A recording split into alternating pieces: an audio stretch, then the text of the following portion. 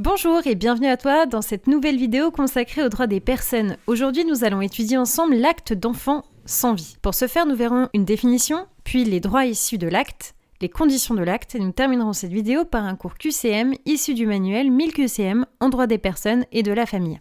Tu es prêt?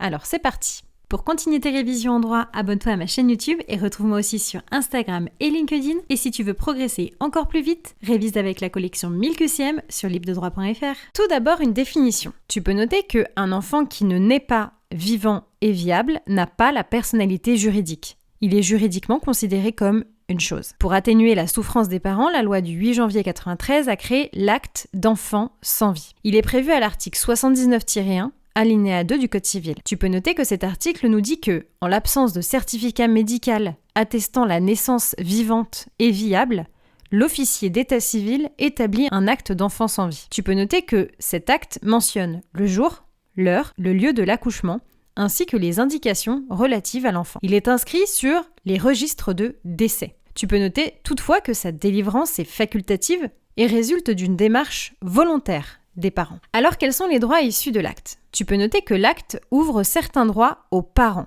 Tout d'abord, ils peuvent organiser des obsèques et récupérer donc le corps, et ils peuvent bénéficier de congés sociaux, comme par exemple maternité, paternité ou encore congé de deuil. Depuis la loi du 6 décembre 2021, il y a également une possibilité d'inscrire des prénoms et un nom de famille pour l'enfant né sans vie, celui du père, de la mère ou les deux accolés. Tu peux noter également que cette inscription n'a aucun effet juridique. Article 79-1 du Code civil. Mais il a une valeur symbolique. Enfin, l'enfant né sans vie n'a pas la personnalité juridique. Il a seulement une reconnaissance administrative. À présent, les différentes conditions pour octroyer un acte d'enfant sans vie. Plusieurs périodes sont à connaître.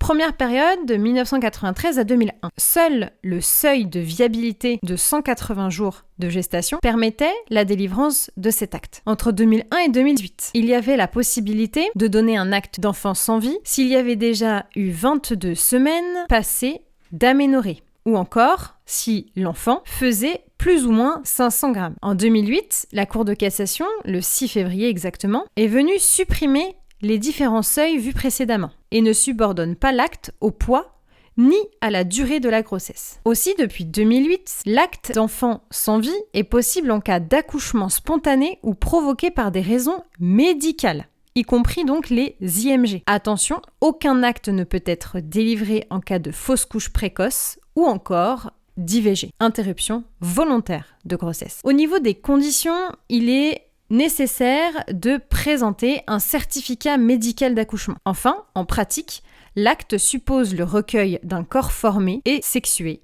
même si la maturation est inachevée. À présent, je te propose de tester tes connaissances sur le sujet à travers un cours QCM issu du manuel 1000 QCM en droit des personnes et de la famille. À bientôt!